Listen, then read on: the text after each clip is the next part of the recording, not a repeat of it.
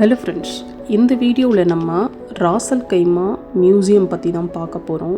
ராஸ் அல் கைமா museum சுற்றி ஒரு village people இருக்கிற மாதிரி உள்ள ஒரு நார்மல் வீடு தான் இருக்கும். இதுக்கு முன்னாடி இது வந்து ஒரு கோட்டையாக இருந்தது. நார்மலாக அந்த சைட்லாம் நீங்கள் பார்த்தீங்க இருக்கக்கூடிய வீடு கடை எல்லாம் பார்த்தோன்னா மோரோர்லெஸ் இந்தியன் இதை கனெக்ட் பண்ணுற மாதிரி இருக்கும். இந்தியாவில் நம்ம நார்மல் வில்லேஜ் சைட்லலாம் எப்படி இருக்குமோ அதே மாதிரி தான் இருக்கும். மோரோர்லெஸ் இந்த எமிரேட்ஸுமே வந்து அதாவது இந்தியாவிலேருந்து வர்றவங்களுக்கு இங்கே வந்து ஸ்டே பண்ணுறவங்களுக்கு ஒரு டிஃப்ரென்ஸும் இருக்காது. அந்த அளவுக்கு நம்ம வந்து அதோட இணைஞ்ச மாதிரி இருப்போம். ஏன்னா அங்கே பார்க்குற நிறைய இது இங்கே இருக்கிற மாதிரியே இருக்கும். இப்போது நம்ம ராஸ் அல் கைமாவோட ஒரு மியூசியமோட ஹிஸ்ட்ரியை வந்து நம்ம பார்த்துட்டு உள்ளே என்னென்னலாம் இருக்குன்றதெல்லாம் நம்ம பார்க்கலாம். இந்த ராஸ் அல் கைமா வந்து யுனைடெட் அரப் எமிரேட்ஸ் அந்த கண்ட்ரியில் இருக்குது. நிறைய எமிரேட்ஸில் இது வந்து ஒரு முக்கியமான எமிரேட்ஸ். இங்கே வந்து பார்த்தீங்க அப்படின்னு சொன்னால் இந்த பர்டிகுலர் அதாவது ராஸ் அல் கைமா இது வந்து மியூசியம் வந்து நம்ம நார்மலாக அருங்காட்சியகம் அப்படின்னு சொல்லுவோம். இது வந்து ஒரு இடமாக மட்டும் இல்லாமல் நம்மளோட கடந்த காலத்தோட கதை, கலாச்சாரம், வாழ்க்கை முறையில் எப்படி இருந்தது எல்லாத்தையுமே நமக்கு கற்றுக் கொடுக்கக்கூடிய ஒரு பயணமாக தான் இருக்கும். நீங்கள் வந்து ஒரு மியூசியம் போனாவே தெரியும், அங்கே இருக்கிற எல்லாமே லேர்ன் பண்ணிக்கலாம். பாஸ்டில் எப்படியெல்லாம் நம்ம கண்ட்ரி இருந்தது அப்படின்றத. அது மாதிரி தான் இதுவும். இது வந்து ஒரு ஐக்கிய அரபு அமீரகத்தில் 7 எமிரேட்ஸ் இருக்குது. அந்த எமிரேட்ஸில் முக்கியமான எமிரேட்டாக வரலாற்றை பற்றி பேசக்கூடிய பல ஆயிரம் ஆண்டுகளுக்கு முந்தைய வரலாறை பேசக்கூடிய ஒரு எமிரேட்டாக இருக்கக்கூடியது வந்து ராஸ் அல் கைமா. இப்போது இந்த பர்டிகுலர் அதாவது இந்த ஒரு மியூசியம் பார்த்தீங்க அப்படின்னு சொன்னால் அல்ஹின்ஸ் அப்படின்னு சொல்லிட்டு அல்ஹின்ஸ் ஃபோர்ட் அப்படின்பாங்க. அந்த கோட்டையாக ஃபஸ்ட்டு வந்து ஒரு கோட்டையாக இருந்தது. அதோட பேர் தான் அல்ஹின்ஸ் கோட்டை அப்படின்னு சொல்லிட்டு. இந்த கோட்டை வந்து பார்த்திங்கன்னா 18ஆம் நூற்றாண்டில் வந்து இதை கட்டியிருக்காங்க. ஆரம்பத்தில் ராஸ் அல் கைமா அரசரோட அரண்மனையாக இருந்தது. அரண்மனையாக இருந்தால் அவங்க குடும்பம்லாம் இங்கே வாழ்ந்திருக்காங்க. அதுக்கப்புறம் இது வந்து ஒரு பாதுகாப்பு கோட்டையாக வந்து மாற்றிருக்காங்க. அதனால தான் முன்னாடியெல்லாம் பார்த்திங்கன்னா இந்த பீரங்கி இதெல்லாம் இருக்கும். இதுதான் என்ட்ரன்ஸு. இங்கே வந்து ஃபீஸ் பார்த்தீங்க அப்படின்னு சொன்னால் குழந்தைங்களுக்கு ஃப்ரீ தான், அடல்ட்டுக்கு வந்து 5 திரம் சார்ஜ் பண்ணுறாங்க.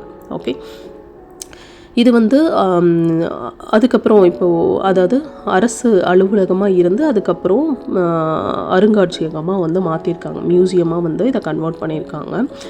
1970 பார்த்திங்கன்னா இந்த அரண்மனை வந்து சில மாடிஃபிகேஷன்லாம் பண்ணி 1987 தான் ராஸ் அல் கைமா நேஷ்னல் மியூசியம் அப்படின்னு சொல்லிட்டு, அதாவது நேஷ்னல் மியூசியம் ஆஃப் ராஸ் அல் கைமா அப்படின்ற பேரில் வந்து பப்ளிக்காக வந்து அவங்க ஓப்பன் பண்ணியிருக்காங்க.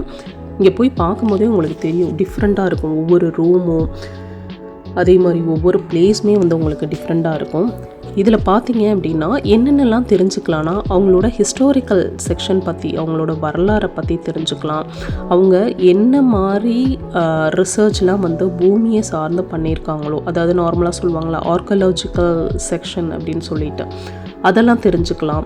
அவங்க எப்படியெல்லாம் வாழ்ந்திருக்காங்க, எந்த மரபை பின்பற்றி வாழ்ந்திருக்காங்க அப்படின்றதும், அவங்க எப்படி கல்யாணம் பண்ணாங்க, கல்யாணம் பண்ண ரூம் எப்படி இருக்கும், அவங்க நகையெல்லாம் எது யூஸ் பண்ணாங்க, அவங்க என்ன மாதிரி இசைக்கருவிகள் அதாவது மியூசிக் தேவையான இதெல்லாம் யூஸ் பண்ணாங்க அப்படின்றதெல்லாம் இங்கே வந்து நிறையா பிக்சர்ஸ் வித் அதே மாதிரி ஆக்சுவல் இமேஜோட ரூமெல்லாம் செட் பண்ணி வச்சுருக்காங்க. ஒரு மணமகள் எப்படி உட்காந்துருப்பாங்க, அவங்க ஃபேஸ் எப்படி இருக்கும், அது மாதிரி. மோரோர்லெஸ் இவங்க கல்ச்சரை நம்ம பார்த்தோம் அப்படின்னு சொன்னால் ஆஸ் இந்தியனாக சேமாக இருக்கிற மாதிரி இருக்கும். ஒரு 80% சேமாக இருக்கிற மாதிரி தான் இருக்கும். நம்ம எப்படி ஒரு குடிசை வீட்டில் அந்த காலத்தில் வாழ்ந்துருப்போம், கீழே மண் தரையில் உட்காந்து சாப்பிடுவோம், வீடெல்லாம் வந்து களிமண்ணால் நம்ம வந்து ஓண்டு பண்ணியிருப்போம், மேலே கூரை போட்டிருப்போம், இது மாதிரி இதுதான் இருக்கும். இந்த ஃபோட்டோகிராஃப்ஸ்லாம் அவங்க கல்ச்சர், அதாவது ஃபஸ்ட்டு வந்து இவங்களோட தொழில் வந்து மீன்பிடி தொழிலாக இருந்தது. அதனால தான் அந்த ஃபோட்டோஸ் எல்லாமே அது ரிலேட்டடான இன்ஃபர்மேஷனாக வந்து அவங்க கொடுத்துருக்காங்க. அதே மாதிரி இங்கே போய் நம்ம பார்க்கும்போது பேர்ல்ஸ் இருக்கும். அவங்களோட இந்த முத்துக்கள் இதெல்லாம் வந்து கடல்லேருந்து எடுத்து விநியோகம் பண்ணுறது தான் இவங்களோட ஃபஸ்ட்டு ஒரு பிஸ்னஸாக இருந்துச்சு. இப்போ வந்து பார்த்தோம் அப்படின்னு சொன்னால் இங்கே வந்து ஒரு 5000 அதாவது 5000 ஆண்டுகள் பழமையான ஜுல்ஃபர் அதாவது ஜுல்ஃபர்னு சொன்னால் அதாவது பழமையான நகரத்தோட சான்று அப்படின்னு நம்ம சொல்கிறோம். இந்த ஜுல்ஃபர்ங்கிறது வந்து ஒரு பழமையான வர்த்தக மையம். ஆல்ரெடி வந்து இது வந்து நமக்கு ஒரு துறைமுகமாக இருந்துச்சு அரேபிய கடல் பக்கத்தில் ஜுல்ஃபர்ன்ற ஒரு பகுதி. இங்கே வந்து பார்த்திங்கன்னா நம்ம சீனா, இந்தியா, பெர்ஷியா அப்படின்னா இப்போ நம்ம அந்த கண்ட்ரியை ஈரான் அப்படின்னு சொல்கிறோம். இதுக்கு முன்னாடி இது பெர்ஷியான்னு இருந்தது. இந்த நாடுகளோட இவங்க வந்து என்ன பண்ணியிருப்பாங்கன்னா வணிகம் பண்ணியிருப்பாங்க, அதாவது ட்ரேட் பண்ணியிருக்காங்க. அதாவது இங்கே இருக்கிற முத்துக்கள்லாம் எடுத்து விநியோகம் பண்ணுறது, ஓகே, இந்த மாதிரி மீன்பிடி தொழில் இதெல்லாம் இவங்களுக்கு இதாக இருந்திருக்கு. வணிகத்தில் ரொம்ப இம்பார்ட்டண்டான பகுதியாக இருக்குது. ஏன்னா ராசல் கைமா சுற்றி நிறைய கடல்கள் இருக்குது. சுற்றியுமே கடலாக எங்கே பார்த்தாலும் கடல் இருக்கும். அதனால் இந்த ஒரு மியூசியம் வந்து நம்மளோட அமீரகத்தோட கடல்சார் வரலாற்றை வந்து உணர்த்தும். எஸ்பெஷலி 7 எமிரேட்டில் மற்ற எமிரேட்டை விட இந்த ரெஸ்பெக்ட் டு ராசல் கைமா வந்து அவங்க எப்படி வந்து கடலை சார்ந்து அவங்களோட வாழ்க்கையை வாழ்ந்தாங்க அப்படின்னு சொல்கிறத காட்டும். இங்கே என்னென்னலாம் அபூர்வமான பொருள்லாம் நீங்கள் பார்க்கலாம் அப்படின்னா, ஏற்கனவே நான் சொல்லியிருக்கேன் 5000 பழமையான பொருட்கள் இருக்கான்னு. இப்போ சாப்பிடக்கூடிய உணவுப் பொருட்கள் கூட அவங்க எப்படியெல்லாம் சாப்பிட்டாங்க, என்ன மாதிரி விளையாட்டெல்லாம் விளையாண்டாங்கன்னு கூட இங்கே வந்து காட்டியிருக்காங்க. அதே மாதிரி நிறைய பழமையான ஆயுதங்கள் இருக்கும். கத்தி, வாளை, துப்பாக்கி, இது மாதிரி ஆயுதங்கள், அதே மாதிரி நாணயங்கள், மண்பானைகள், இது மாதிரி நிறைய ஐட்டம்ஸ் அந்த காலத்தில் யூஸ் பண்ண எல்லாம். டோர் கூட பாருங்கள், அந்த பாய், அதாவது நம்ம இந்தியாவில் யூஸ் பண்ணுற அந்த பாய், அதே மாதிரி மரபு உடைகள், பெண்களின் நகைகள். முன்னாடியெல்லாம் நம்ம நகை வந்து டிஃப்ரெண்ட்டாக நம்ம போட்டிருப்போம். அடுத்து முத்து மீன்பிடி கருவிகள், அதாவது பேர்ல்ஸ் டைவிங் அப்படின்னு சொல்லுவாங்க. அதாவது இவங்களோட மெயின் வந்து மீன் பிடிக்கிறதும் முத்துக்கள் வந்து நம்ம கடல்லேருந்து எடுக்கிறதும் தான். அதே மாதிரி பழைய குரான் வந்து எப்படியெல்லாம் இருந்துச்சு. இப்போ ஒரு ஃபோர்ட் வந்து பார்த்தோன்னா அவனோட படி இப்போ கொஞ்சம் மாடிஃபிகேஷன் இந்த படியெல்லாம் பண்ணியிருக்காங்க. பட் முன்னாடி காலத்தில் ஒரு கோட்டை வந்து எப்படி இருக்குமோ அதே மாதிரி தான் இங்கே இருக்குது. பதுங்கு குழி முதற்கொண்டு இந்த இதில் உள்ளே இருக்குது. இது வந்து மேலே பார்க்க இங்கேருந்து வந்து மற்ற கன்னிகளோட போர் புரிஞ்சிருக்காங்க அப்படின்ற வரலாறும் கூட இங்கே வந்து இருக்குது. அதே மாதிரி பாலைவனத்தில் ஒரு வாழ்க்கையை வந்து எப்படி வாழலாம் அப்படின்ற மாடல் ஃபுல்லுமே இங்கே வச்சுருக்காங்க. ஒவ்வொரு பொருளுமே நம்ம பார்த்தோம் அப்படின்னா அந்த காலத்தில் மக்கள் வந்து அவங்களோட வாழ்க்கை முறை எப்படி இருந்தது, அவங்களோட வேலை எப்படி, அவங்களோட நம்பிக்கை எப்படி இருந்தது அப்படின்றத வந்து உணர்த்தக்கூடியதாக இருக்கும் இந்த பிளேஸ்லாம். கண்டிப்பாக இந்த பிளேஸ்க்கு வந்து நம்ம சின்ன குழந்தைங்கள்லாம் கூட்டிகிட்டு போய் காட்டணும். அதே மாதிரி இதில் வெறும் பழைய பொருள் மட்டும் இல்லாமல், பழைய பொருளை வச்சுக்கக்கூடிய இடம்தான் மியூசியம் அப்படின்னு இல்லாமல், நம்மளோட வரலாற்றை வந்து ஒரு உயிரோடு வைத்திருக்கக்கூடிய இடம் வந்து மியூசியம்னு நம்ம சொல்லலாம். சும்மா எல்லாரும் சொல்லுவாங்க மியூசியமாக அங்கே பழைய பொருள் தான் இருக்கும், அங்கே என்ன இருக்க போகுது அப்படின்னு இல்லாமல், அங்கே போய் பார்க்கும்போது பல விஷயங்களை வந்து நம்ம தெரிஞ்சுக்கலாம். இது யாருக்கெல்லாம் யூஸ்ஃபுல்லாக இருக்கும் அப்படின்னா, ஸ்பெசிஃபிக்காக நம்ம ஆளுங்களை சொல்லணும் அப்படின்னு சொன்னால் ஸ்கூல் ஸ்டூடெண்ட்ஸ்க்கு, ரிசர்ச் பண்ணுறவங்களுக்கு, டூரிஸ்ட்டாக வர்றவங்களுக்கு அப்படின்னு சொல்லி பிரிக்காமல் ஈச் அண்ட் எவ்ரி இண்டிவிஜுவல் வந்து இந்த ஒரு பர்டிகுலர் பிளேஸ்ன்னு இல்லை, அவங்கவுங்க கண்ட்ரியில் இருக்கக்கூடிய மியூசியமை வந்து நீங்களும் போய் பார்க்கலாம். உங்கள் குழந்தைங்களும் கூட்டிகிட்டு போய் காமிச்சு நம்ம நாட்டோட வரலாறு, நம்ம நாட்டோட மக்களோட வாழ்க்கை எல்லாமே சொல்லும்போது அவங்களுக்கு சில ஐடியாஸ் வந்து தோணும். இதுக்கு மேலே இதிலிருந்து சில பேர் வந்து ஆராய்ச்சி படிப்புகள் பண்ணுறதுக்கு கூட சான்ஸ் இருக்குது. அதனால் நிறைய லேர்னிங் பாயிண்ட் வந்து நமக்கு அங்கே கிடைக்கிறதுக்கு ரொம்ப யூஸ்ஃபுல்லாக இருக்கும். இப்போ பார்த்தீங்க அப்படின்னா இந்த உலகம் ஃபுல்லுமே வந்து ஆயிரக்கணக்கான டூரிஸ்ட், அதாவது மற்ற கண்ட்ரியோட கம்பேர் பண்ணும்போது யூஏஇன்னு சொன்னாவே இட்ஸ் அ டூரிஸ்ட் பிளேஸ் அப்படின்றது மாதிரி தான் வரும். கண்டிப்பாக டூரிஸ்ட் எல்லாமே வரும்போது இந்த மாதிரி மியூசியமை வந்து விசிட் பண்ணுவாங்க. அதாவது அவங்களோட அஜெண்டாவில் மியூசியம் வந்து விசிட்டிங் வந்து கண்டிப்பாக இருக்கும். அதே மாதிரி எப்படி கோயில்களுக்கு போகிறாங்களோ அதே மாதிரி டூரிஸ்ட் பிளேஸ்ன்னு சொல்லி மியூசியம் பிளேஸ்லேயும் வந்து அவங்க விசிட் பண்ணுவாங்க. இதே மாதிரி நீங்கள் ஒரு கண்ட்ரிக்கு போகும்போது எல்லா கண்ட்ரியில் உள்ள டூரிஸ்ட் பிளேஸ் எல்லா இதையுமே நீங்கள் விசிட் பண்ணி பார்க்கணும்.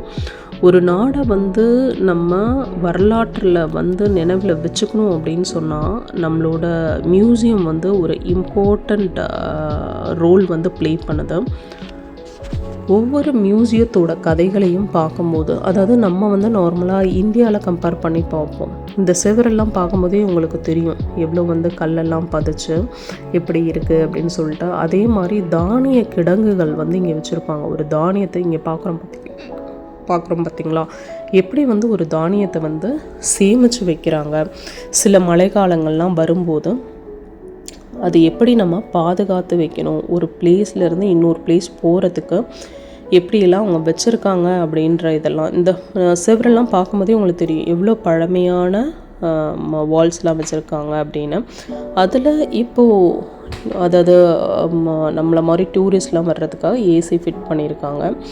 நம்ம இங்கே கொஞ்சம் வெளியே வந்தோன்னா இது மாதிரி ஒரு வாக்கபிள் இதெல்லாம் கொஞ்சம் ரினோவேட் பண்ணியிருக்காங்க. அதே மாதிரியே இல்லாமல் கொஞ்சம் புதுசாக இந்த செவரு இதெல்லாம் வால்ஸ் எல்லாம் வந்து கொஞ்சம் சேஞ்ச் பண்ணியிருக்காங்க. இந்த பிளேஸில் வந்து உள்ளே போய் பார்க்கும்போது சில பிளேஸ் வந்து இப்போது ரீசெண்டாக மாடிஃபை பண்ண மாதிரி இருக்குது. பல இது வந்து முன்னாடியே உள்ள கோட்டையை கொஞ்சம் ரினோவேட் பண்ணி வச்சுருக்காங்க. இவங்க யூஸ் பண்ண பிளேட்டு, தகடு, நார்மலாகவே நம்ம வந்து ஆராய்ச்சி பண்ணும்போது கடல் ஆராய்ச்சியாக இருந்தாலும் சரி, பூமி ஆராய்ச்சி பண்ணுறதா இருந்தாலும் சரி, அதோட பழமையை வந்து நம்ம வந்து ஃபஸ்ட்டு ஃபைண்ட் அவுட் பண்ணுவோம். எத்தனை காலத்துக்கு முன்னாடி இருந்தது. ஒரு லாங்குவேஜே எடுத்துக்கோங்க, எந்த மொழி வந்து அதாவது பழைய மொழி ஃபஸ்ட்டு தோன்றிய மொழிங்கும்போது அதை வந்து நம்ம ஆராய்ச்சி பண்ணி நம்ம வந்து சொல்லுவோம். அதே மாதிரி தான் இந்த மியூசியமில் வைக்கக்கூடிய ஒவ்வொரு பொருட்களும் பழமையானதுன்னு எப்படி சொல்கிறாங்க அப்படின்னு சொன்னால், அந்த பொருளை கண்டு எடுத்துகிட்டு அதுக்குள்ளே ஆராய்ச்சியை பண்ணி அதுக்கப்புறம் தான் அதை கொண்டு வந்து நம்ம மியூசியமில் வச்சு எல்லாமே பண்ணுறாங்க. ஸோ ஒரு மியூசியமுக்கு தேவையான எல்லா இதுவுமே இங்கே இருக்கும். இதுன்னு இல்லை, நீங்கள் வந்து வேறு எமிரேட்டில் இருக்கீங்க அப்படின்னு சொன்னால் அந்த எமிரேட்லேயும் வந்து நீங்கள் மியூசியமை விசிட் பண்ணலாம். நார்மலாக மற்ற என்டர்டெயின்மெண்ட் ஏரியாவோட என்ட்ரி ஃபீஸை விட இந்த மியூசியமோட என்ட்ரி ஃபீஸ் வந்து எப்போதும் லோவாக இருக்கும். ஏன் அப்படின்னா இங்கே ஆளுங்க வரமாட்டுறாங்க, வரணுன்றதுக்காக லோவாக வைக்கிறது கிடையாது. இந்த மாதிரி இடத்த கண்டிப்பாக எல்லாரும் விசிட் பண்ணும். அதாவது லோவர் மிடில் கிளாஸ்லேருந்து அப்பர் மிடில் கிளாஸ் வரைக்கும் விசிட் பண்ணுன்ற ஒரே நோக்கத்தோடு தான் இந்த மாதிரி மியூசியம்ஸோட ரேட் வந்து ரொம்ப கம்மியாக இருக்கும். இதே வந்து நீங்கள் மற்ற கண்ட்ரிலலாம் பார்த்தீங்க அப்படின்னு சொன்னால் சில மியூசியம்ஸ் வந்து ஃப்ரீயாக கூட இருக்கும். ஃப்ரீயாக போய் விசிட் பண்ணலாம். அதே மாதிரி நம்ம வந்து அங்கே உள்ள ஆராய்ச்சிகள் வந்து அதாவது ஆல்ரெடி கொடுத்துருக்கதை வச்சு கூட சிலர் வந்து ஆர்கியாலஜிக்கல் ரிசர்ச் இது மாதிரி நிறைய ரிசர்ச் வந்து பண்ணுறதுக்கு ஹெல்ப்ஃபுல்லாக இருக்கும். நீங்கள் இது மாதிரி ராசல் கைமா எமிரேட் விசிட் பண்ணுறீங்கன்னா இங்கே நிறையா மால்ஸ், ஐலாண்ட்ஸ் இதெல்லாம் இருக்கிறத பார்க்குறது இல்லாமல் கண்டிப்பாக இந்த ராசல் கைமா மியூசியம் வந்து நீங்கள் விசிட் பண்ணி பாருங்கள். உங்களுக்கு ரொம்ப யூஸ்ஃபுல்லாக ஹெல்ப்ஃபுல்லாக இருக்கும். குழந்தைங்களும் என்ஜாய் பண்ணுவாங்க. அங்கே இருக்கிற இந்த துப்பாக்கி, இந்த கடிகாரம், சில கடிகாரம்லாம் பார்த்திங்கன்னா அந்த காலத்தில் அதாவது ஒரு கண்ணாடி மாதிரி இதை எடுத்து மண்ணை அதில் போட்டு வச்சுருவாங்க. அந்த மண் ஃபுல்லாக கீழே போனதுக்கப்புறம் அதோட டைமிங் இவ்வளோ அப்படின்னு சொல்லி ஃபிக்ஸ் பண்ணி வச்சுருப்பாங்க. அது மாதிரி தான் அந்த காலத்தில் வந்து டைமிங்லாம் வந்து இவ்வளோ ஆயிருக்கு அப்படின்னு சொல்லி அவங்க தெரிஞ்சுக்கிட்டாங்க. இப்போ இந்த காலத்தில் நமக்கு கடிகாரங்கள் எல்லாமே இருக்குது, நம்ம அதை பார்த்து தெரிஞ்சுக்கிறோம். பட் அதுக்கு முன்னாடி அது மாதிரி கிடையாது. இப்போ நம்ம பார்க்கக்கூடிய இந்த கம்பு, வாள் இதெல்லாம் பார்த்திங்க அப்படின்னா போர் வீரர்கள் வந்து யூஸ் பண்ணக்கூடிய வாள்கள் தான் இங்கே வந்து டிஸ்பிளேயில் வச்சுருக்காங்க. ப்ளஸ் அதுக்கு கீழேயும் போட்டிருக்காங்க எந்த காலத்திலேருந்து இந்த ஆயுதங்கள்லாம் வந்து யூஸ் பண்ணியிருக்காங்க, எவ்வளோ பழமையான ஆயுதங்கள் அப்படின்றதும்.